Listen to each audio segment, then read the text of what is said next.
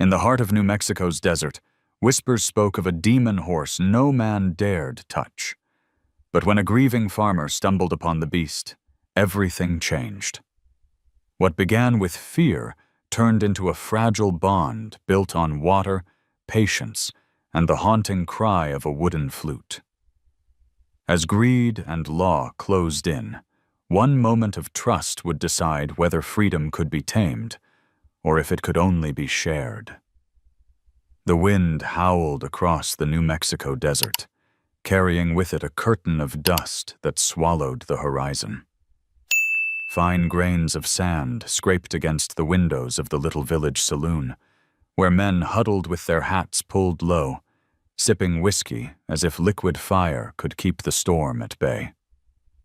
Outside, the world was nothing but shifting red and gold, the mesas disappearing beneath a furious veil.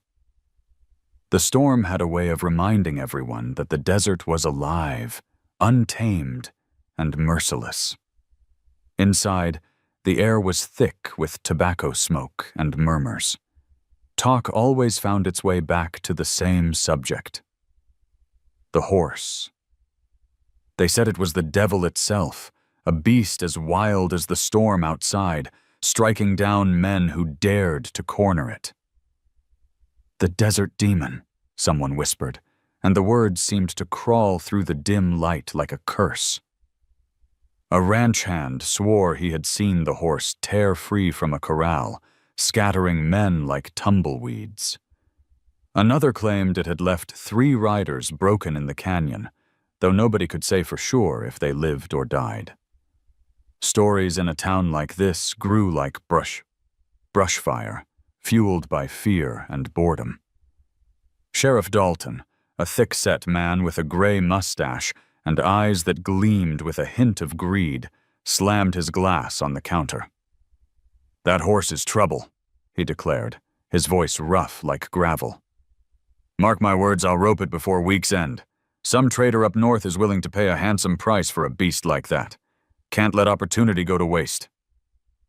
His tone was confident, but there was something sharp beneath it, something that smelled more of profit than of justice. In the farthest corner, away from the haze of lantern light, a man sat silent. His weathered face caught the flicker of firelight, his dark hair streaked with gray. Elias Greyhawk barely moved, his hands resting on the table as if carved from stone. He was known around these parts, but not well. Folks spoke of him in low tones, not unkind but cautious, as if some sorrow clung to him that nobody dared disturb. He raised his drink slowly, his eyes fixed not on the sheriff, nor on the boastful ranch hands, but on the swirling dust outside. The storm mirrored the turmoil within him, though no one there could have known. Dalton's laughter rolled through the saloon, but it barely touched Elias. His mind wandered to another storm years ago, the day the earth seemed to collapse under his feet. A horse's scream, his boy's cry, the sickening silence that followed. Elias closed his eyes, pressing the memory back into the darkness where it belonged. Tamed, sound of boots shuffling, of chairs scraping against wood, brought him back to the present. Men were making bets now, daring each other to join Dalton's hunt. Words of bravado hung thick in the air. In the corner, Elias finally pushed back his chair. The legs screeched across the floor, and a few heads turned. He said nothing, only pulled his hat low and walked out into the storm. Sand whipped at his coat, stung his skin, but he kept moving. His boots sank into the desert soil that had swallowed so much of his life. Behind him, the saloon door creaked shut, muffling the laughter, the bets, and the rumors that had already begun to spin into tomorrow's stories. The storm roared, but Elias didn't flinch. He knew storms. He knew what they could take and what they left behind. Somewhere out there in the vast red wilderness was the horse that everyone feared. He didn't need to see it to know it was real. The desert always carried truths the world wasn't ready to hear. And so, as the sand raged around him and the night swallowed the horizon, Elias walked on, silent, burdened, and unknowingly moving closer to the creature whose fate was bound to his own. The storm loosened its grip by morning, leaving behind a silence so heavy it seemed the desert itself was holding its breath. Fine dust coated everything: the houses, the fences, even the old windmill that creaked in the pale dawn. Out in the distance, the mesas rose red and solemn against the soft light, as if carved by forgotten gods. Elias Greyhawk trudged the narrow path back to his farm, the sand crunching beneath his boots. He moved with the quiet determination of a man used to walking alone, shoulders hunched against the weight of memories he never spoke aloud. His homestead stood apart from the others, a weather-beaten house on the edge of land too dry for crops, too stubborn to give up. A sagging corral lay empty, its posts leaning like tired old men. Years ago, horses had once moved there, their shadows stretching long against the evening sun, but Elias hadn't touched the corral since the day his boy was lowered into the earth. He passed by it now without looking, his jaw tight, his eyes fixed on the porch where his chair and flute waited. He lived as though every day was a penance, each sunrise both a gift and a reminder. By noon, the village had shaken off the storm. People swept sand from their doorsteps, mended shutters, and went about their lives with the restless energy of survivors. Maria appeared at Elias's fence line, her skirt dust-stained, a basket balanced on her hip. She was a woman who had known her share of storms, both the kind that came from the desert sky and the kind that arrived with a folded letter and a military seal. Her husband had not returned from the war years ago, leaving her with 2 children and a resilience carved deep into her bones. She raised her hand in greeting, her voice steady. "Brought you some bread, Elias. The kids wanted to help. Need it. Don't make me take it back." Elias opened the gate with a quiet sigh, as though resisting would take more strength than giving in. "You didn't have to," he murmured, his voice low, his Navajo accent softened by years of silence. She smiled gently, undeterred by his reluctance, and stepped onto the porch. He offered her a chair, and for a moment the house seemed less empty. She glanced at the flute resting on the table, polished smooth from years of handling. "Still playing?" she asked, her eyes curious but kind. He gave a slight nod. Words were not his gift, but music was the only language he still trusted. The bread smelled of cornmeal and hearth fire, filling the air with a warmth that contrasted sharply with the barren land around them. Maria broke off a piece, handed it to him, then looked out toward the mesas. "Dalton's stirring up trouble again," she said quietly. "Talking about that horse. Men are listening. You know how they are. Anything for money, anything for a story to tell in the saloon." Elias stiffened, but said nothing. She turned back to him. "They'll come after it. Violence doesn't tame a soul. It only breaks it." The words lingered in the stillness, pressing against something deep inside him. Elias didn't reply. His gaze dropped to his calloused hands, hands that had once lifted his son onto a saddle, hands that had dug into desert soil trying to make it yield. He closed them into fists, then opened them again, as if testing their weight. Maria studied him, her face softened by empathy. She had lived long enough to recognize grief that had calcified into silence. "You're not as alone as you think," she said finally, her tone gentle but firm. "Don't let the desert convince you otherwise." The afternoon wore on. Maria left with a quiet nod, her children running ahead of her through the dust. Elias watched them until they disappeared, their laughter swallowed by the wind. Alone again, he sat on the porch and lifted the flute to his lips. The first notes drifted out, trembling but clear, carried away across the vast emptiness. The melody was old, one his father had taught him, a song meant to honor the land, the wind, and the spirits of those who had gone before. He played not for an audience, but for the silence itself, as if trying to stitch himself back into the fabric of the desert. As twilight descended, the air cooled, and shadows stretched long across the sand.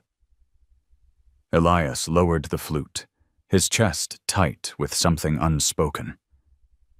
The desert had a way of echoing back what it was given: anger, fear, sorrow. Tonight, it gave him a silence so deep it threatened to crush him. He rose slowly, his joints aching, and walked toward the corral. His hand brushed one of the posts, the wood rough and splintered. He stood there a long while, staring at the emptiness where horses once moved freely. The image of his boy's smile flickered in his mind, fragile and fleeting before it, dissolved into the dusk. From somewhere beyond the ridge came a sound, a distant cry, sharp and raw, carried on the wind. Elias froze, his breath caught in his throat. It wasn't the wail of the storm. It was something alive, something wounded. The desert had spoken, and it was not done with him yet. The night passed restless, broken by echoes Elias couldn't name. When dawn arrived, the desert was washed in muted colors, pale lavender along the horizon, fading into the deep rust of the mesas. Elias set out with a bundle of tools slung over his shoulder, intending only to cut mesquite for firewood. His life had narrowed to routines, and in routines, he found safety. Yet that cry from the night before still lingered in his chest, tugging at him with quiet insistence. The canyon stretched wide and solemn before him, carved by centuries of wind. He knew these trails well, though he hadn't ventured far in recent years. The air was cool, holding the earthy scent of wet stone where the storm had left pockets of moisture. Ravens circled above, their calls harsh and urgent. Elias moved carefully, his boots scraping against gravel as he descended into the shadows of the canyon. It was there he saw it. At first he thought it was nothing more than a dark shape against the sandstone wall, a trick of light and shadow. But then the shape shuddered, and the unmistakable sound of labored breathing reached him. His heart lurched. A horse lay tangled in wire, its powerful body straining against the cruel snare of a trap. The animal's coat was a deep chestnut, streaked with sweat and dust, its eyes rolling wide with fear and fury. Blood streaked its shoulder where the wire had bitten deep. Elias froze. His chest tightened, the old terror clawing its way back. His boy's voice came unbidden, a memory sharper than glass. "Papa, he'll run with me. Watch!" Then the scream, the fall, the stillness. Elias staggered back a step, his breath ragged. His hands trembled, as if the years between then and now had vanished. He wanted to turn away, to walk back up the canyon wall and let silence bury the scene. But the horse's cry cut through him. It wasn't just rage, it was desperation. The sound pierced him the way a child's cry does, instinct pulling against fear. He gripped the handle of his axe until his knuckles whitened. His whole body argued against stepping closer, yet his boots refused to move away. He stood suspended between the urge to flee and the impossible pull of compassion. The horse lashed out suddenly, hooves striking sparks against stone. Elias flinched. The power in the beast was undeniable, wild and unyielding. This was no tame ranch horse. This was spirit, the very creature the townsfolk had cursed and Dalton had sworn to capture. Up close, it was not a demon at all, but a wounded animal fighting for its life. And in those wild eyes, Elias glimpsed something he could not name, something that mirrored his own grief. He lowered his axe, his breath slowing. "Easy," he murmured, though his voice was barely more than a rasp. He hadn't spoken to an animal in years, not since his boy. The words felt foreign on his tongue. "I won't hurt you." The horse threw its head back violently, foam flecking its lips, the whites of its eyes wide with terror. Elias stayed rooted, not daring to move closer. The desert held them in silence, broken only by the rasp of the animal's breath and the whistle of wind curling through the canyon walls. Sweat traced down Elias's temple. His chest rose and fell heavily, caught between the impulse to run and the ache to stay. He thought of Maria's words the day before. Violence doesn't tame a soul, it only breaks it. Elias swallowed hard. His past pressed down on him, threatening to choke the breath from his lungs. If he walked away now, no one would fault him. Dalton would come soon enough with rope and men, and this creature's wild heart would be broken beneath chains. Yet the image seared into Elias's mind was not Dalton's rope. It was his son's small body on the ground, the silence that followed. That silence had lived inside him ever since. The horse groaned, collapsing briefly onto its side before thrashing upright again. Elias felt his own knees weaken. He couldn't relive another death. Not like this, not while he still had strength in his hands. He shifted the axe from his grip and instead set down the bundle of tools, carefully, slowly, so the sound wouldn't startle the animal further. From his canteen he poured water into the hollow of a rock, sliding it a few feet closer. The horse's ears flicked toward it, nostrils flaring, but mistrust held it frozen. Elias retreated, giving the animal distance. He sat on a boulder a dozen feet away, chest heaving, and waited. Hours passed in the narrowing canyon light. The sun climbed high, beating down with relentless heat, then began to fall. Finally, the horse inched forward, trembling, and drank. Elias closed his eyes, relief coursing through him, though the weight of fear still pressed his ribs. He whispered again, softer this time, a prayer more than a promise. "I won't hurt you." When he rose to leave, the horse jerked its head, muscles quivering, but it didn't lunge. It only watched him with burning eyes. Elias backed away slowly, every nerve screaming, until he reached the canyon trail. The moment he stepped onto higher ground, his knees buckled, and he gripped a stone ledge to keep from collapsing. His chest burned with shame, and something else. Hope. Fragile and dangerous. He made his way home beneath the falling dusk, every shadow stretching long across the desert floor. At his porch, he sank into the chair, lifting the flute with trembling hands. The melody that rose was unsteady, fractured, but it carried into the night. Somewhere beyond the canyon walls, the wild horse lay listening, its breath slowing, its body aching, but alive. And though Elias didn't know it yet, that fragile thread between them had already begun to tighten, pulling their lives toward one another with the inevitability of the desert wind. The night had cooled by the time Elias laid down his flute. The sound still echoed faintly in his chest, a strange comfort after the long day in the canyon. Sleep didn't come easily. Images of the trapped horse haunted him, every thrash of its body replaying in his mind.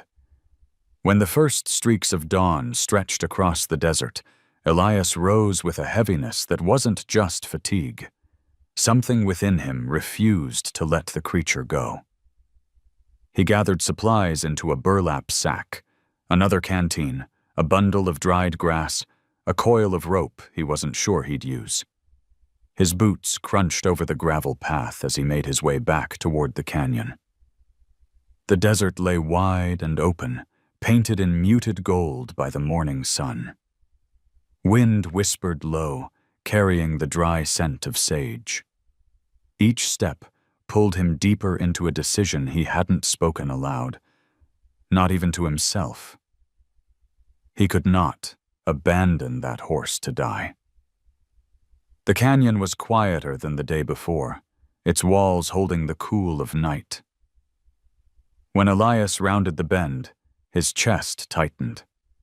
Spirit still stood bound by the cruel snare, foam dried along its mouth, sweat darkening its coat. The wound on its shoulder glistened raw, but the eyes, those fierce, burning eyes, met his without yielding.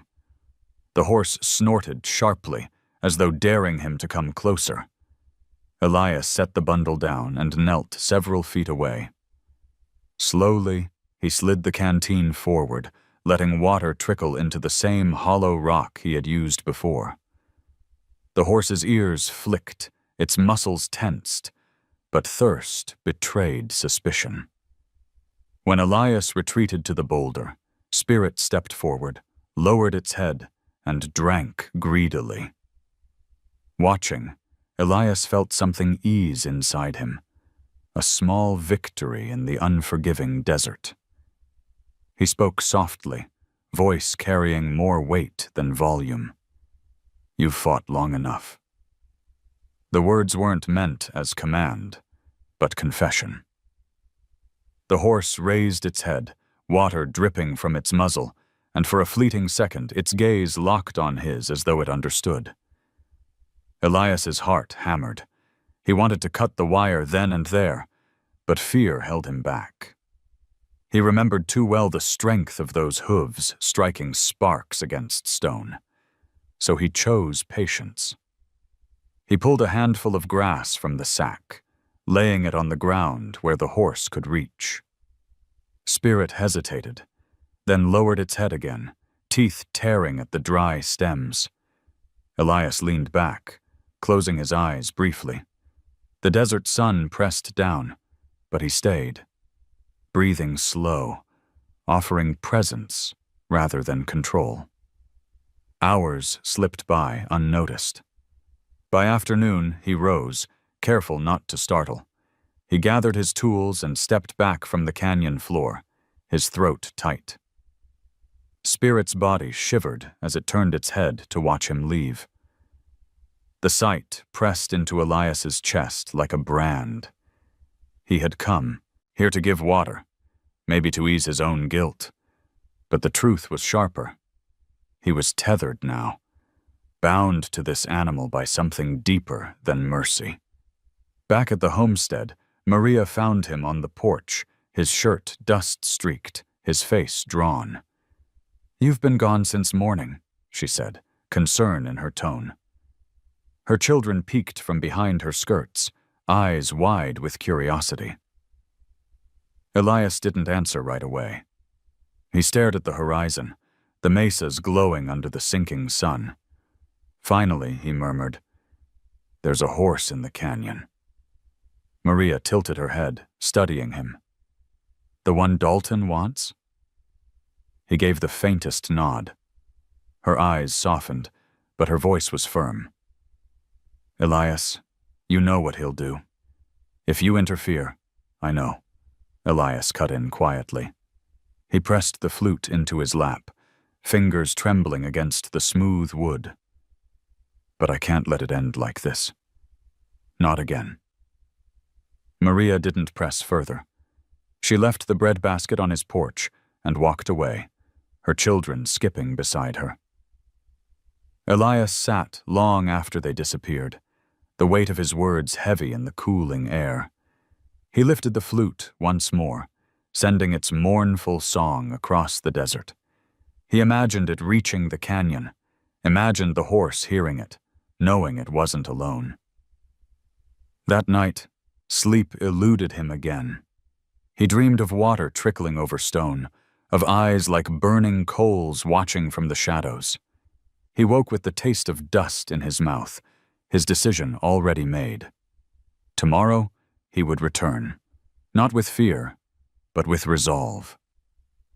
And somewhere in the darkness, deep within the canyon, spirit shifted its weight, ears pricked to the memory of a song carried by the wind. The morning broke clear, the desert sky a polished blue dome, stretching endlessly above. Elias rose from another night of fractured sleep, his body weary, but his mind restless with purpose. The canyon and the horse filled his thoughts so completely that when he stepped outside, he barely noticed the dust devils spinning across the flat earth or the faint cry of a hawk overhead. He had just shouldered his sack when he heard laughter on the wind, high, bright, and too close. Two small figures appeared at the edge of his field, Maria's children, barefoot and chasing each other through the scrub. Their laughter rolled toward him like water through dry stone. He frowned, shifting his weight, but before he could call them off, they bounded up to the porch as if it were theirs. The girl, no older than 10, had braids that swung like ropes of dark silk. The boy, a year or two younger, clutched a slingshot in one hand, his eyes shining with mischief. "Ma says you're up to something," the girl announced boldly, peering into the sack on his shoulder.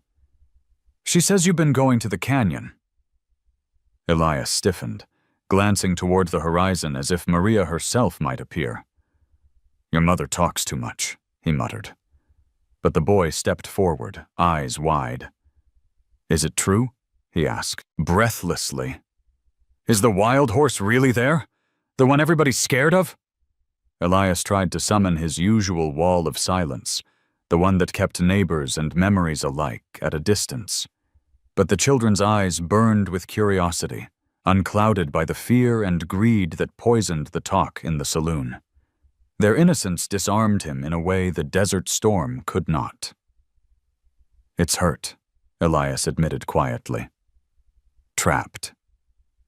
The girl's face lit, her braids bouncing as she nodded. "Then you can help it. You know how, don't you?" He swallowed hard. "I don't know anything anymore." But they didn't hear the doubt. They only heard possibility. The boy grinned. "You'll fix it." "I know you will. That horse ain't bad. It's just scared." Their certainty pressed against him, both gift and burden. Elias looked away, his jaw tightening.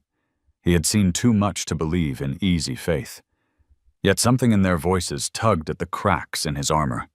He thought of their mother, leaving bread on his porch without asking anything in return. Perhaps belief was another kind of gift, one he had forgotten how to hold. "Go on home," he said gruffly, lifting the sack higher on his shoulder. "The canyon's no place for children." But the girl tilted her head, her smile sly.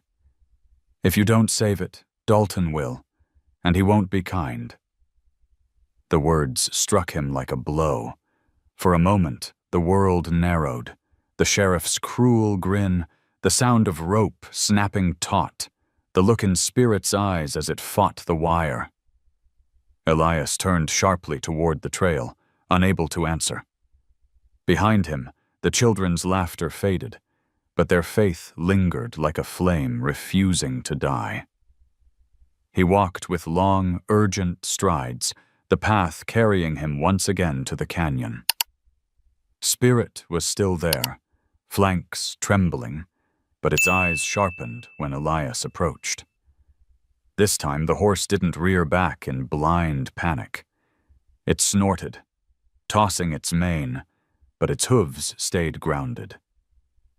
Elias laid water out again, grass beside it, and waited. As the animal bent to drink, the faint echo of the children's voices returned to him, simple, insistent, unbroken. That horse ain't bad. It's just scared. When the sun fell low, Elias made his way back. The children sat on his porch steps, legs swinging, as if waiting for news.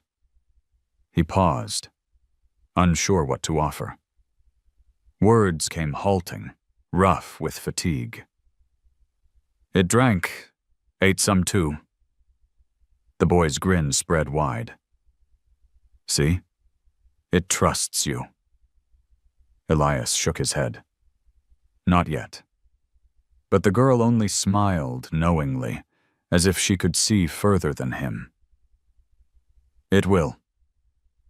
He stood in silence, the sky above turning violet, stars winking into being. Their faith had slipped past his defenses, lodged somewhere deep.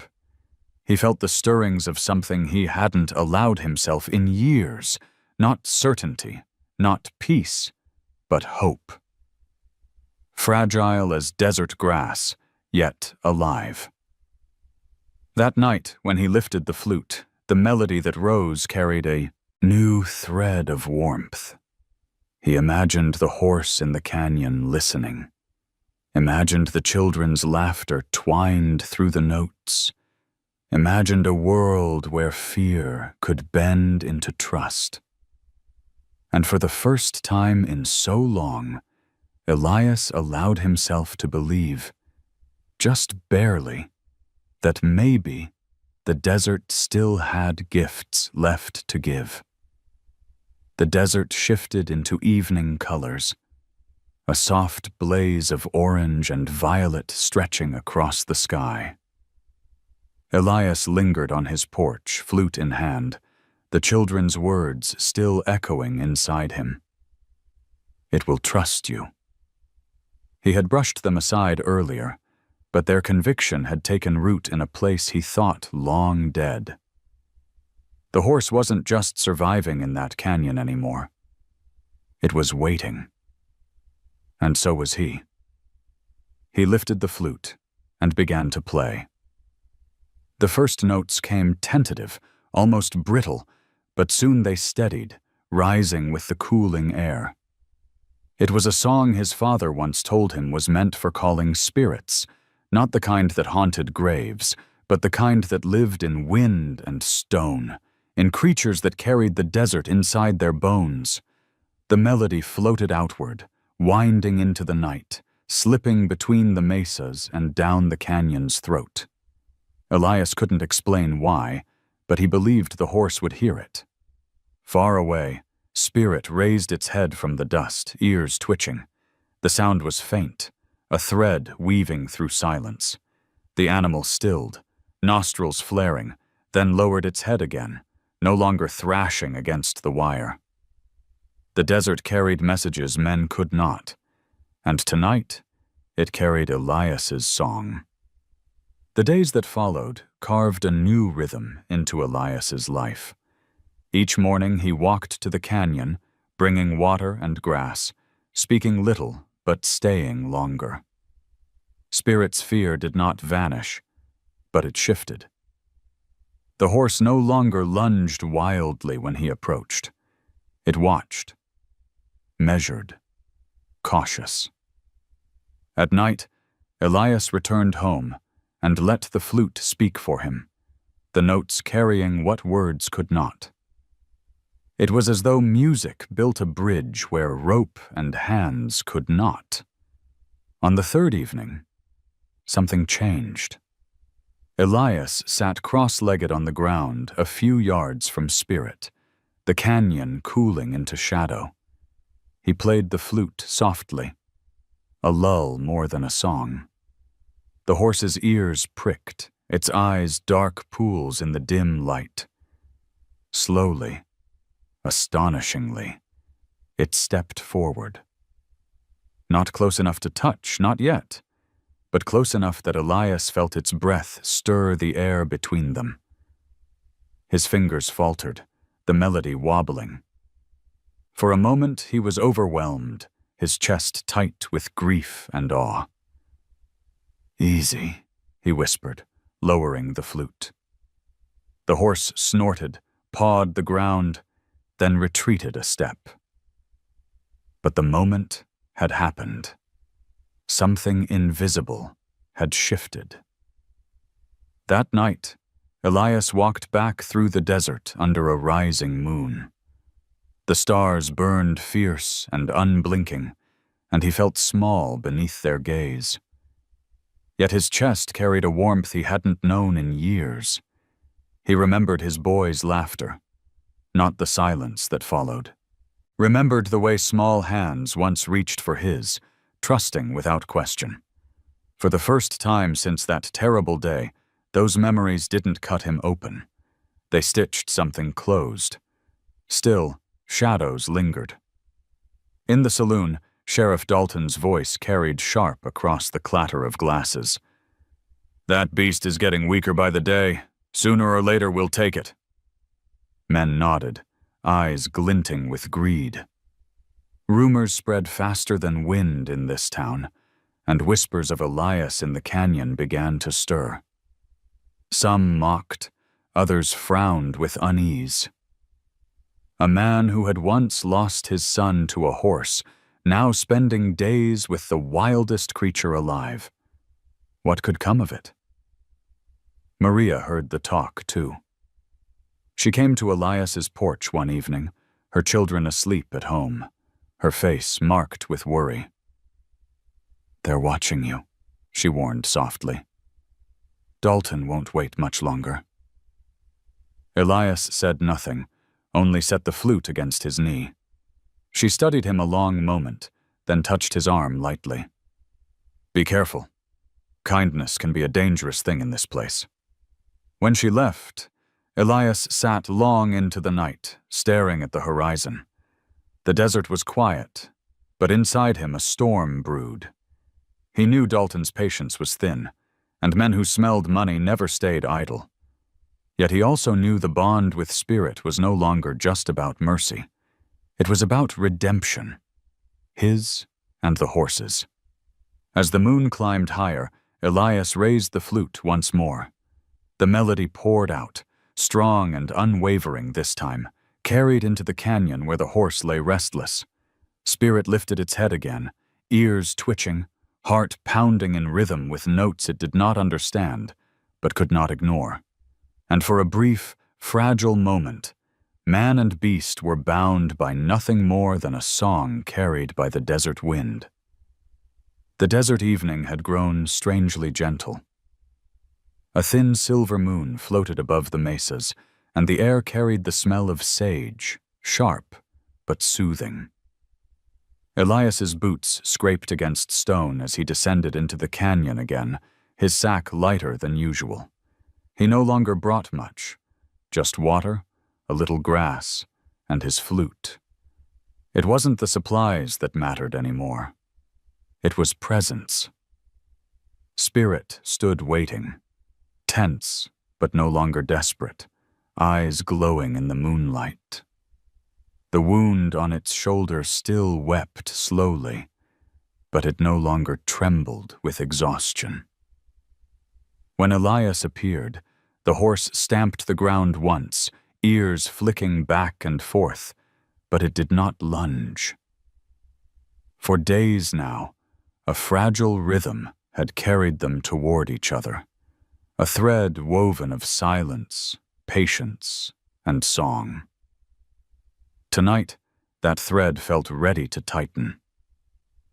Elias lowered the canteen, pouring water into the hollow stone. The horse moved forward almost immediately, lowering its head to drink. When it lifted its muzzle, water dripping down, its gaze held his. A knot twisted inside Elias's chest, equal parts fear and longing. He crouched low, making himself smaller, then slowly extended his hand. The canyon, air thickened. Every sound seemed magnified. The faint rustle of a bat overhead, the trickle of water in stone, the thunder of Elias's heartbeat. Spirit blew air through its nostrils, loud and sharp, pawed the ground, then stilled. The horse took a step closer, then another. Elias's breath caught. His hand trembled, but he kept it open, palm upward, offering nothing but stillness. The horse lowered its massive head. For the first time, it did not shy away from the human before it. Its muzzle brushed the tips of his fingers, hot and damp. Elias gasped softly. Then, astonishingly, Spirit bowed, its head sinking lower until its forehead nearly touched his hand. Elias's eyes burned. The desert around them blurred. It was as if time folded, carrying him back to the days when a boy's laughter rang across this same land, when a small hand had trusted his without hesitation. He whispered hoarsely, "I'm sorry, I've been afraid too long." The words cracked, breaking loose something he hadn't spoken in years. He pressed his palm gently against the horse's mane. Spirit flinched, but did not pull away. The warmth beneath the coarse hair spread through Elias like fire thawing a frozen heart. His shoulders shook, the tears he had buried pouring freely at last. He leaned forward, resting his brow against the horse's neck, the flute slipping from his belt and clattering softly against stone. The horse shifted, but stood its ground, as if sensing the weight of the man's grief.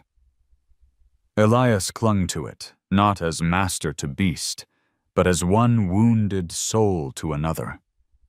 For years he had carried silence like a shield. Tonight, that silence cracked, and through the fracture came release. The moment stretched, fragile and holy, until Spirit pulled back with a snort, shaking its mane. Elias wiped his face with the back of his sleeve, breath ragged, chest aching in a way that felt almost new. He retrieved the flute, his hands trembling, and played softly into the night. The notes quivered, but steadying as they rose, circling above canyon walls. Spirit's ears flicked toward the music, then the horse lowered its head again, calmer now, as if claiming the melody as its own. When Elias finally left, the moon was high, silvering the desert in ghostly light. He walked home with shoulders lighter than they had been in years. Maria's words, the children's faith, his father's song, all had led him to this. He could not name what lay ahead, but he knew one thing. The wall between him and the living world had cracked, and through it poured something he thought forever lost.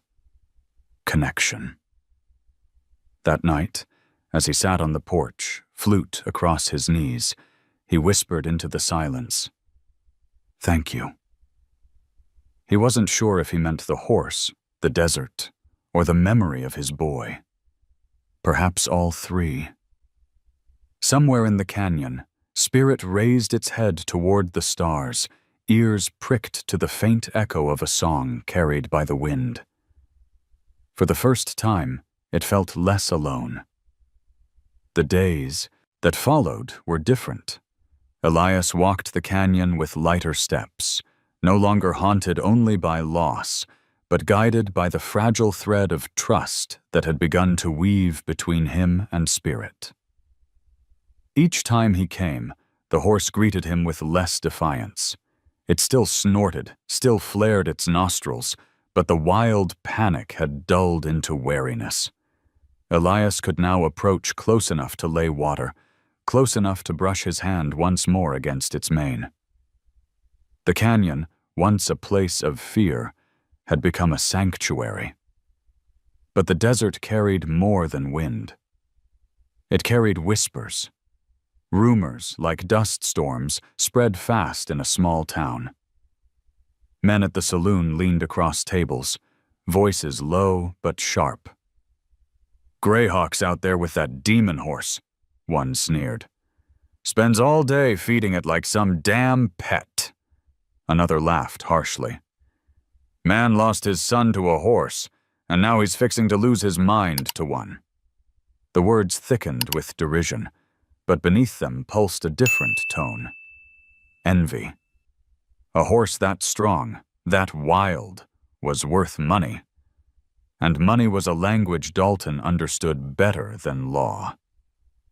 Sheriff Dalton watched the town talk with a calculating smile. He had waited, but patience was not his virtue. "That horse's days are numbered," he declared, slamming his glass onto the bar. "I'll have it before week's end. Greyhawk can keep playing his flute. Won't change a damn thing." His words drew nods and nervous chuckles. Men liked to hunt, especially when profit followed. Maria heard too. One evening she came to Elias's porch again, her face shadowed by worry. "They're restless," she said, her voice low. "Dalton's stirring men like coals in a fire. They'll come for the horse soon." Elias leaned against the railing, his hands gripping the wood so tightly it groaned. "It's not theirs to take," he said, each word heavy, measured. Maria studied him. "Maybe not, but that won't stop them." Her eyes softened. "Elias, you can't fight the whole town."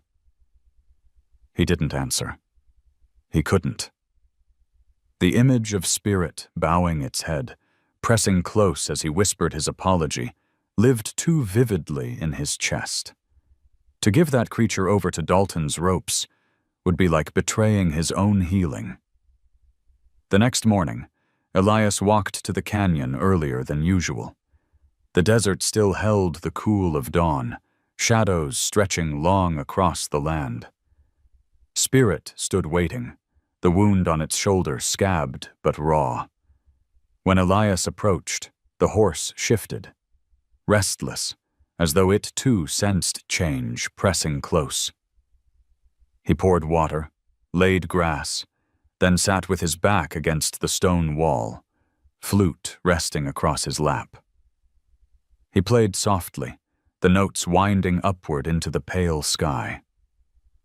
Spirit's ears flicked, then it stepped closer, close enough that Elias could hear its breath.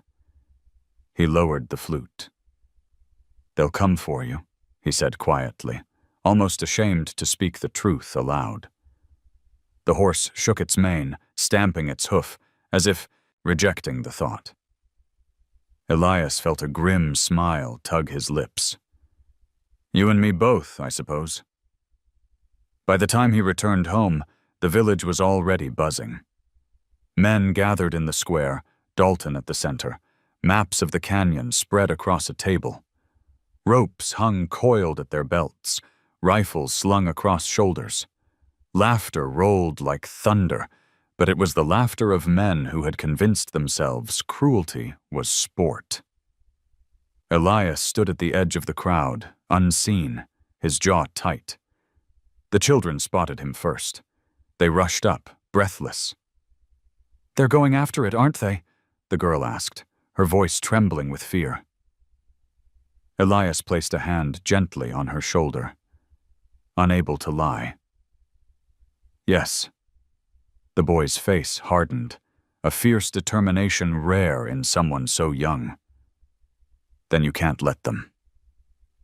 Elias watched Dalton's men mount their horses, the sun striking fire against their rifles. Shadows gathered, not from the mesas or the setting sun, but from greed itself, heavy and suffocating. He knew the moment of peace he had carved in the canyon was about to shatter. That evening, as the desert sky bled into red and gold, Elias sat on his porch, flute across his knees, the children beside him. He played, not gently as before, but with a force that trembled in the air, a cry of defiance woven into melody. The notes carried, fierce and unbroken, across the desert toward the canyon where spirit lifted its head, restless, sensing a storm that was not born of wind. The desert was restless that morning, the sky heavy with heat though the sun had barely risen. Elias woke to the sound of horses in the distance, too many hooves pounding in rhythm to be chance. He stepped onto his porch, eyes narrowing toward the horizon. Dust rose like a warning, a line of riders cutting across the land. Dalton had not waited. The sheriff was moving with his men, and their course was clear. The canyon. Elias's heart pounded. He grabbed his hat, pulled it low, and set out on foot, boots striking the earth with urgency. Each step sent shards of memory through him, men shouting, a horse panicking, his boy's voice disappearing into silence. The present and the past collided in his chest, threatening to break him apart. But he pushed on, lungs burning, legs aching, until the canyon walls rose before him. When he reached the bend, he heard them. Dalton's voice barked orders, sharp and commanding. Men fanned out across the rim, ropes coiled, rifles glinting. Spirit reared below, hooves slashing against stone, eyes wide with terror. The horse's cry echoed through the canyon, raw and desperate. Elias stumbled forward, shouting, "Stop!" His voice cracked, swallowed by the chaos. Dalton glanced down, his grin cold. "Step aside, Greyhawk. This one belongs to the town." "It belongs to no one!" Elias roared, but his words were drowned by the whip of rope slicing air. One loop missed, another struck the rock wall. Spirit shrieked, muscles bunching, body slamming against the canyon floor. Elias felt his stomach drop. The sight was too close, too familiar. He could see his boy again, tangled in leather, eyes wild with fear before the fall. "No!" Elias scrambled down the slope, stones cutting into his palms, his body desperate beyond reason. He reached the canyon floor as one rope snapped across Spirit's flank. The horse bucked, hooves lashing out dangerously close. Men shouted above, laughter mixed with curses. Dalton stood tall, directing every move, eyes burning with triumph. Elias threw himself between Spirit and the men, arms spread wide. "You'll kill it!" he shouted. Dalton sneered. "Better dead than wild." His words struck Elias like a blow, but worse was the crack of another whip above. Spirit lunged sideways, narrowly missing Elias. Dust and sweat stung his eyes as he stumbled, knees hitting stone. For one terrible instant, Elias thought he had lost everything again. The sound of Spirit's panicked cry merged with the scream of memory. His son's final fall. He pressed his hands to the ground, choking on dust, the grief of years collapsing in on him. "Not again," he whispered, voice breaking. "Please, not again." But Spirit, wild with terror, bolted toward the far end of the canyon. The ropes missed. Men cursed, and within moments the horse vanished into a cloud of dust, gone like a shadow swallowed by desert wind. Silence followed, thick and stunned. Dalton cursed loudly, kicking at the dirt, his men muttering. Above them, the dust trail thinned into emptiness. Elias remained on his knees, chest heaving. He felt hollow, as though the fragile thread connecting him to life had been severed once more. Maria's words came back to him. Kindness can be dangerous, and he wondered if she had been right all along. Around him, men mounted their horses, Dalton barking, "We'll hunt it down before sundown." Their voices faded as they rode off, leaving Elias crumpled in the canyon, the silence pressing like a weight. When he finally staggered home, the sun was already falling. Maria found him slumped on the porch, his face streaked with dust and despair. "Elias," she whispered, kneeling beside him. He shook his head, unable to meet her eyes. "I've lost it," he muttered, "like I lost my boy, like I lose everything I touch." The words hung between them, heavy as stone. Maria touched his hand gently, but Elias pulled away, his body stiff with shame. She wanted to speak, to remind him he was not the man he once was, but the grief in his eyes silenced her. That night, Elias sat alone. The flute lay across his lap, but he couldn't bring himself to lift it. The canyon echoed in his mind. Spirit's cry burned into him, his own helplessness carved deeper than ever. The desert outside was quiet, but inside him everything roared, and in the darkness he felt it with brutal certainty. He had failed again. The night that followed Dalton's failed capture, a tempt weighed on Elias like an iron shroud. He did not sleep. Instead, he sat slumped on his porch, the flute across his knees, staring at the horizon as though sheer will might summon the horse back. But the canyon remained empty, the desert vast and indifferent. His grief pressed tighter with every hour, until dawn broke pale and merciless across the sky. By mid-morning, the wind shifted. A low moan rose across the mesas, carrying sand in whirling spirals. The signs were familiar, too familiar. Elias lifted his head slowly. A storm was building. Not the petty dust devils that spun and died in the sun, but something larger, stronger. The horizon blurred, the sky thickening into a strange copper haze. He knew what it meant. The desert was about to bare its teeth. He stood, joints stiff, and moved toward the shed. The animals had long gone. His land no longer had livestock to protect. Only shutters to fasten, doors to secure, though part of him didn't care if the storm tore the house apart. The weight in his chest made walls and roofs feel meaningless. Still, his hands moved automatically, muscle memory from a lifetime in this unforgiving land. As he hammered down the last board, thunder rolled, not from the sky, but from the roar of sand striking earth. The storm advanced like an army, a wall of dust blotting out the horizon. The light dimmed, turning gold to sickly red, then to shadow. Elias stepped back onto his porch, the wind clawing at his clothes, filling the air with grit. He pulled his scarf over his mouth, eyes narrowed. Then he heard it. At first he thought it was the howl of wind, but beneath the roar came another sound. Shrill, wild, alive. A cry that was not storm, but soul. Elias's heart leapt.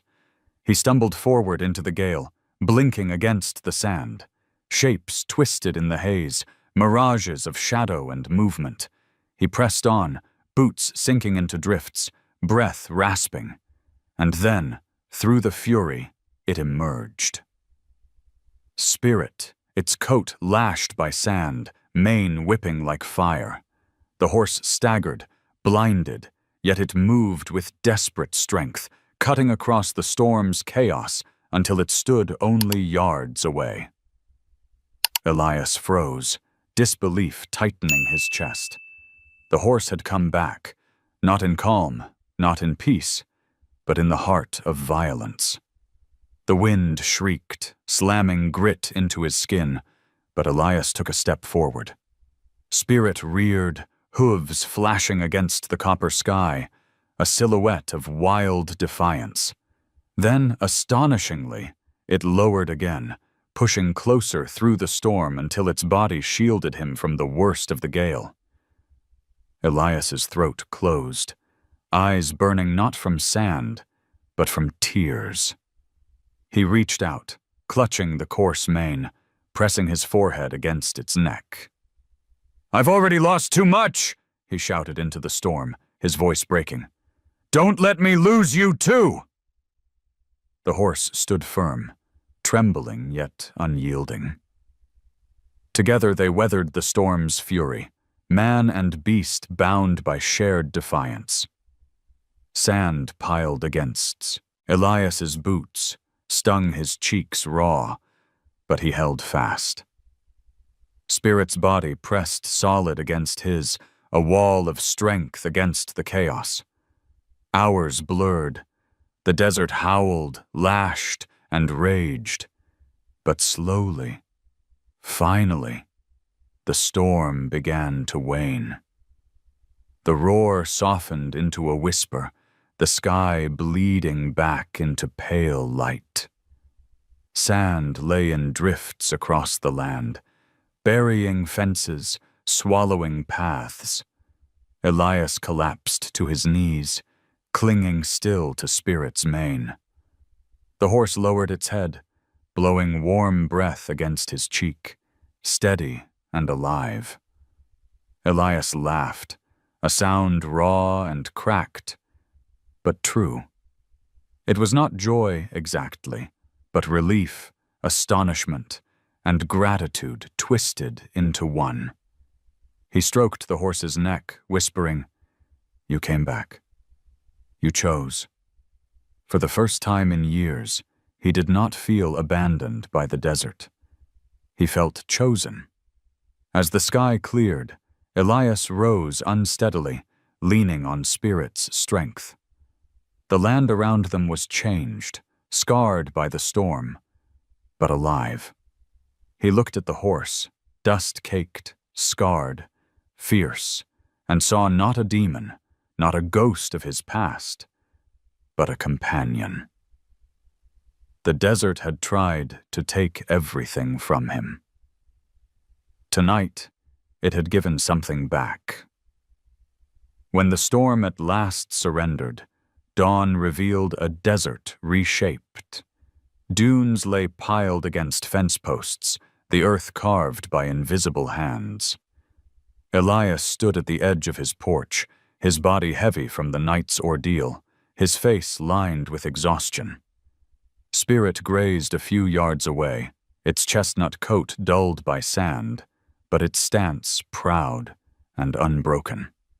The horse's presence was more than a comfort. It was a miracle. For years, Elias had believed the desert only took. Now, here was proof that it could give. He moved slowly, wary of breaking the fragile balance. Spirit lifted its head, ears twitching, but did not flee. The horse had followed him home, unbidden, a choice made freely.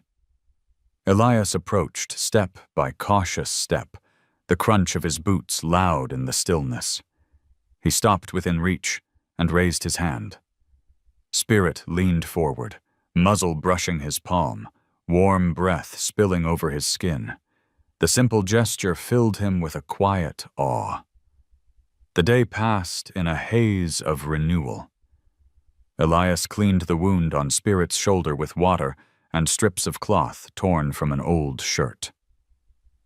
The horse tensed, nostrils flaring, but stood its ground. Each touch tested Elias's patience, but with every stroke, the fear between them lessened. When he finally stepped back, sweat on his brow, the wound was bound, and Spirit snorted as if in reluctant approval. Elias allowed himself a faint smile. By afternoon, Maria arrived with her children, her eyes widening when she saw the animal standing calm in the yard. The boy's mouth fell open, his slingshot dangling forgotten at his side. The girl clapped her hands together, whispering, "I knew it." Their joy struck Elias deep, the kind of faith he had once thought foolish but now found himself clinging to. Maria's gaze lingered on him, unreadable, her lips pressed thin as if words hovered, but would not come. At last she said softly, "You've brought it back." Elias only nodded. He didn't trust his voice. As the sun dipped low, casting the land in copper light, Elias lifted his flute and began to play. Spirit stood near, ears turning, body still. The notes drifted across the yard, weaving with the laughter of Maria's children. For a moment, Elias felt something he had not allowed himself in years, a sense of belonging, not just with the horse, but with people, fragile ties forming where silence had ruled. Yet beneath the peace lurked unease. Dalton had failed once, but failure only sharpened men like him. Elias knew the sheriff would not let go of a prize so easily. He had seen the greed in Dalton's eyes, the hunger that grew louder than reason. That truth shadowed the edges of his joy, reminding him that the bond he had built stood on dangerous ground. Night fell, and the stars lit the sky in a blaze of white. Spirit remained close to the house, as though guarding Elias as much as being guarded. Elias lay awake on his cot, listening to the steady sound of the horse's movements outside, each snort and shift oddly comforting. He thought of his boy again, but this time the memory did not slice him open. It softened, like a scar long hidden, finally touched with gentle hands. When sleep claimed him, he dreamed not of loss, but of riding, wind rushing past, laughter spilling into the air, and a chestnut mane streaming like fire beneath the sun. And though he knew morning would bring challenges, perhaps even confrontation, Elias allowed himself, for the first time in years, to believe that tomorrow might hold more than grief. The morning sun spilled across the land like molten copper, dazzling against the dust left by the storm. Elias stood at the fence line, watching Spirit graze among tufts of stubborn grass. The horse's wound was healing, the bandage darkened by dirt, but Spirit moved with steady strength. Each step was a reminder of resilience, each breath a defiance of everything that had tried to break it. Elias leaned on the post, a quiet pride stirring in his chest. He was not alone for long. The crunch of footsteps broke the stillness, and soon neighbors appeared along the edge of his property. First one man, then another, until a small crowd gathered. Some crossed their arms, suspicion in their eyes. Others looked curious, even awed. Children peeked from behind their mothers' skirts, whispering as Spirit lifted its head and snorted. Mariah arrived last, her expression guarded, the children at her side. Elias felt a flicker of relief at her presence, though her eyes held more worry than comfort. He could sense the weight of the moment pressing down, the unspoken trial unfolding before him. One of the men spoke, his voice laced with doubt. "That the demon horse Dalton's been hunting?" Elias's jaw tightened. "It's no demon. Just a creature that's been wronged. Murmurs rippled through the crowd. Some nodded, others frowned. A woman whispered a prayer under her breath. Elias could feel the tide shifting, uncertain which way it would turn. Then Spirit stepped closer, hooves crunching softly in the dirt. The horse's head lowered, eyes steady on Elias. For a breathless moment, silence reigned. Elias reached out, laying his hand gently on its neck. Spirit did not flinch. Instead, it stood calm, a pillar of quiet strength beside him. Gasps broke from the crowd. Awe softened suspicion, though not entirely. Elias heard someone mutter, "Never thought I'd see the day." Another man spat into the dirt. "Wild things don't change. It'll turn on him sooner or later." Maria's children laughed, clapping their hands. "See? We told you!" Their voices cut through the tension like sunlight through cloud. A few smiles appeared among the onlookers, reluctant but real. Elias felt the shift deep inside himself. This was no longer just about a horse. It was about trust. His own, the town's, perhaps even the desert's. Spirit had bowed to him once in the canyon. Now it had done so before witnesses, offering proof that gentleness could tame where force could not, but trust is fragile. The sound of hooves thundered from the ridge. Dalton rode in with half a dozen men, dust rising behind them like a storm's echo. He reined in hard, eyes narrowing at the sight of Spirit standing docile beside Elias. A sneer twisted his face. "So it's true," Dalton said, voice dripping with scorn. "The mighty Greyhawk has himself a pet. Guess all it takes is a broken man and a flute to tame the devil." His men laughed harshly, but the crowd did not join in. Elias stepped forward, his voice firm. "This horse doesn't belong to you. It belongs to no one." Dalton's gaze sharpened, his hand tightening on the reins. "Everything out here belongs to someone. And I've got buyers waiting. Move aside." No one spoke. The air thickened, heavy with unspoken choice. The townsfolk shifted uneasily, caught between fear of Dalton's authority and the awe of what they had just witnessed. Spirit stood motionless, head still bowed slightly, as though the horse itself waited to see which way men would turn. Elias drew a long breath, his hand steady on the horse's neck. "You can break a body," he said, his voice carrying across the silent crowd. "But you can't break a soul. Not this one. Not mine, either." For a moment, even Dalton hesitated. His sneer faltered, eyes flicking to the crowd, reading the doubt that had crept in.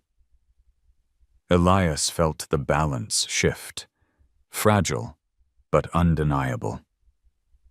Trust had been placed on trial, and for now, it had held. As Dalton wheeled his horse away with a curse, dust trailing behind him, Elias exhaled slowly. He knew this wasn't over, but as Spirit pressed closer to his side, calm and unafraid, he understood something vital. Every trial of trust was also a test of courage, and both man and horse had passed. Dalton did not leave quietly. His curses echoed long after the dust of his horse had settled, a promise that this confrontation was only a beginning. The crowd dispersed slowly, unease thick in the air. Some lingered, casting sidelong glances at Elias, as if afraid to be seen siding with him. Others touched their hats in silent respect before slipping away. Maria's children clung to the fence, their eyes wide with excitement, but Maria herself wore an expression Elias had come to recognize. A mixture of pride, and dread. By evening, the rumors had already spread. Elias heard them as he walked through town the next morning, gathering supplies. Greyhawk's keeping the beast at his place. Dalton's not going to let that stand. It'll end bloody, you'll see. The words carried through doorways and under rafters, multiplying with each retelling. He kept his head down, his steps measured, but inside, his chest burned. When he returned home, the evidence of Dalton's next move was waiting, a folded paper nailed to his fence, stamped with the sheriff's seal. Elias ripped it free, his eyes narrowing at the words.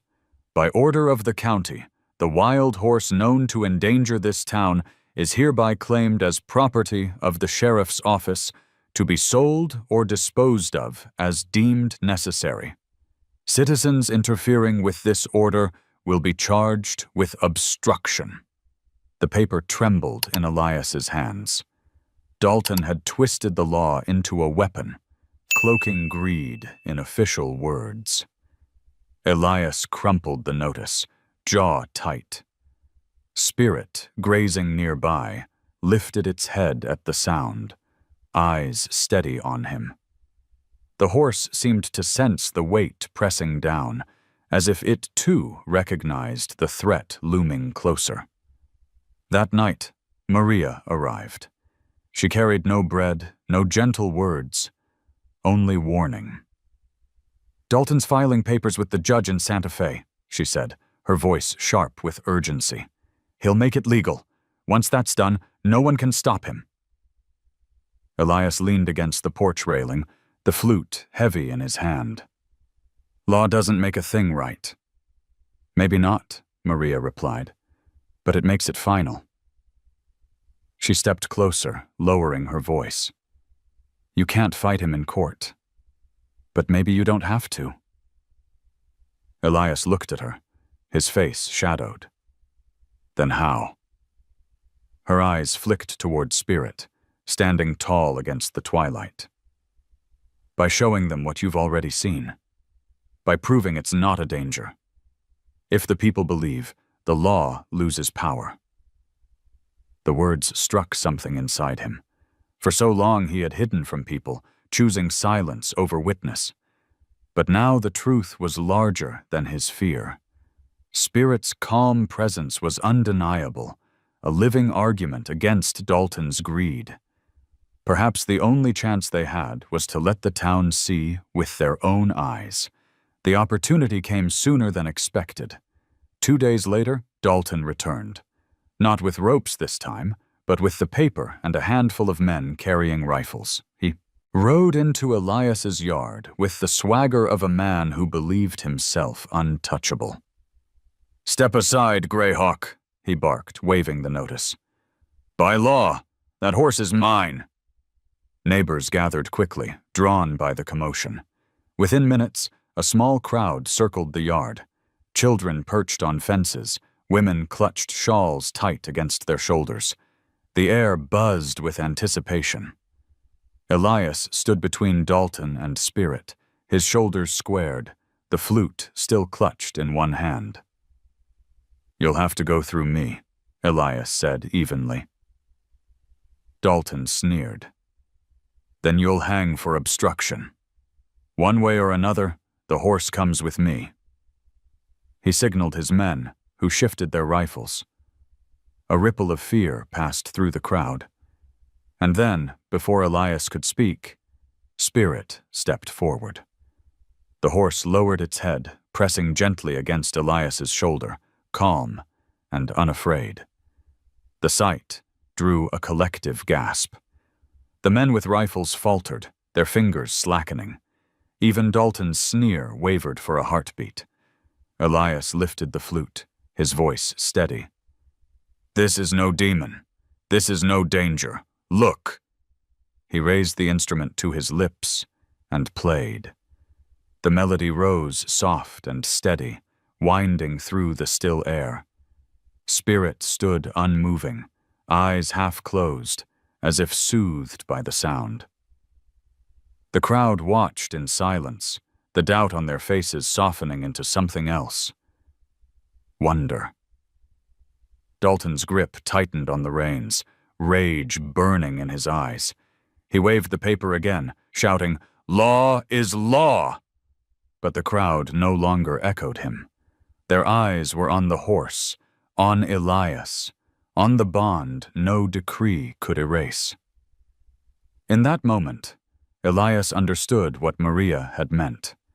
The law could claim ownership, but it could not command hearts. And as Spirit stood beside him, the truth was undeniable. Some things were beyond purchase, beyond chains. The morning sun lit the desert with a merciless glare, sharpening every shadow, every line of rock and sand. Elias stood in his yard, Spirit grazing quietly nearby, while a crowd began to gather once again. Word had spread fast. Dalton was coming back, and this time he meant to end it. Mothers pulled children close, men shifted uneasily, and whispers traveled like restless wind. Would Greyhawk fight? Would Dalton finally break the wild horse? By mid-morning, Dalton arrived. He rode at the head of a column of men, dust trailing behind them like smoke. His eyes burned with fury, his mouth set in a hard sneer. In his hand he carried the paper again, waving it like a weapon. "Enough of this nonsense," he shouted as he dismounted. "This horse belongs to the law, and I'll have it today." He motioned for his men to spread out, ropes in hand, rifles glinting in the sun. Spirit's head shot up, ears flattening, muscles rippling with tension. Elias stepped forward, placing himself between the men and the horse. His heart pounded, but his voice was steady. "You've seen what it is. Not a demon. Not a threat. Only a life, asking to be left free." Dalton barked a laugh, sharp and cruel. "Free? Nothing's free in this world, Greyhawk. Everything's got a price, and I'm here to collect." He lifted his hand to signal, but before the ropes could fly, a voice rang out from the crowd. "No!" It was Maria, her face fierce, her children clutching her skirts. She stepped forward, eyes locked on Dalton. "You'll have to go through all of us." A murmur swept through the crowd. More voices followed. "She's right. Leave the horse be. We've seen enough." What had begun as fear shifted into resolve.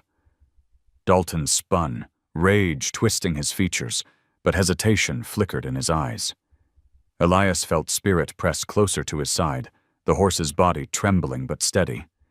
He reached for his flute, lifting it with deliberate slowness. The crowd fell silent.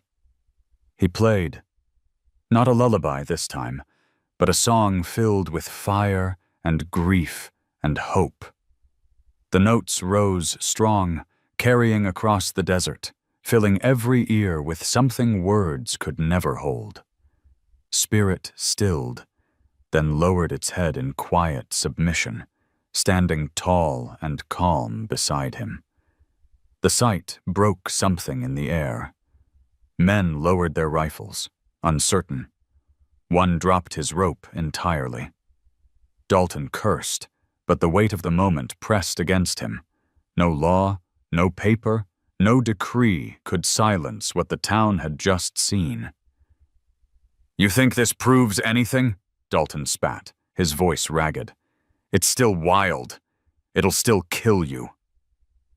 Elias lowered the flute, his eyes fixed on Dalton. "Maybe it is wild, but so am I, and neither of us belongs to you." His words rang out, clear and unyielding. Dalton's hand shook on the reins, his authority slipping like sand through clenched fists. The crowd no longer stood behind him. They stood with Elias, silent but firm. For the first time, Dalton seemed smaller, his power fraying at the edges. With a snarl, he swung onto his horse. "Fine. Keep your cursed beast. But don't come crying when it turns on you." He wheeled his mount hard, spurring it into the distance, his men trailing reluctantly behind. When the dust settled, silence blanketed the yard. Spirit shifted, nudging Elias's shoulder gently, as if to seal the moment. The crowd slowly dispersed, whispers rippling, awe still heavy in their eyes. Maria remained, her children running circles around Spirit with laughter. She looked at Elias, her gaze soft but steady. "You did it," she said quietly. Elias shook his head, resting a hand on Spirit's mane. "No, we did." The horse stood tall against the blazing sky, not conquered, not caged, but free. And for the first time in years, Elias felt the same. The night after Dalton's retreat was quieter than any Elias could remember. No voices shouting, no threats hanging in the air, only the steady breathing of Spirit just beyond the window. The horse shifted occasionally, hooves scraping softly against the earth, but its presence was a comfort, a heartbeat against the vast silence. Elias sat on his porch until the stars thickened overhead, the flute resting across his knees. He did not play that night. The music already lived in the bond between them. When morning came, it rose with clarity. The desert was washed clean in light, mesas burning red against the horizon. Dew shimmered faintly on blades of grass, rare and precious. Elias stepped into the yard, the cool air biting against his skin. Spirit stood waiting, mane ruffled, eyes bright. Something passed between them in the stillness. A question. An invitation. Elias reached for the bridle that had hung unused in his shed for years. His hands trembled as he lifted it, memory threatening to choke him. But Spirit did not shy away. The horse lowered its head, accepting the leather with quiet grace. Elias swallowed hard, fastening the straps, his chest tight with both fear and release. For so long he had avoided this moment, afraid it would reopen wounds that never healed. Yet now, it felt different. Not the weight of loss, but the gift of trust. He climbed into the saddle slowly, each movement deliberate, as if the world itself held its breath. Spirit shifted once, then steadied. Elias gripped the reins loosely, not as a master but as a partner. When Spirit stepped forward, the ground seemed to rise and carry them both. The rhythm of hooves echoed through the morning stillness, not frantic, not wild, but sure. The children appeared at the fence, their laughter rising bright against the dawn. They ran alongside, waving their arms, calling his name. Maria stood behind them, her face soft with wonder, a hand pressed against her heart. Elias caught her gaze as Spirit carried him past. For the first time in years, he did not look away. They climbed toward the ridge, the sun breaking fully over the horizon. The desert stretched endless before them, every color sharpened by morning light. Spirit moved with power restrained, no longer a shadow of fear, but a living flame, steady and free. Elias leaned into the rhythm, the wind catching his hair, the years of silence and grief falling away with each stride. At the crest, he reined Spirit to a halt. They stood outlined against the sky, man and horse silhouetted by fire-bright dawn. Elias lifted the flute from his belt. He raised it to his lips and played. A song neither lament nor plea, but a hymn of gratitude. The notes drifted across the canyon, weaving into the wind, carried beyond sight. Spirit stood still beneath him, ears flicking, head bowed, as though listening too. Down below, the children cheered, their voices rising like a chorus. Maria's laughter joined them, light and unguarded. Even the townsfolk, scattered at a distance, paused in their morning chores to listen. The music carried, not as proof or argument, but as truth. Some hearts cannot be broken, only freed. Elias lowered the flute, his eyes wet but unashamed. He looked out over the desert that had once taken everything from him and felt something shift deep inside. The land no longer seemed like an enemy. It was home. Spirit tossed its head, eager to move. Elias smiled faintly, nudging the horse forward. Together, they descended from the ridge, not as man and beast, not as prisoner and captor, but as companions bound by choice. And as the morning sun blazed higher, the desert bore witness, not to loss, not to grief, but to a return to trust, to freedom, to life itself. If this story touched your heart, let me know in the comments. Just type 0 if you felt the pain, or 1 if you felt the hope. Your words mean more than you think. And don't forget to subscribe, because every week we'll share another story where humans and animals heal each other in ways that words can barely describe. Stay with us for the next journey.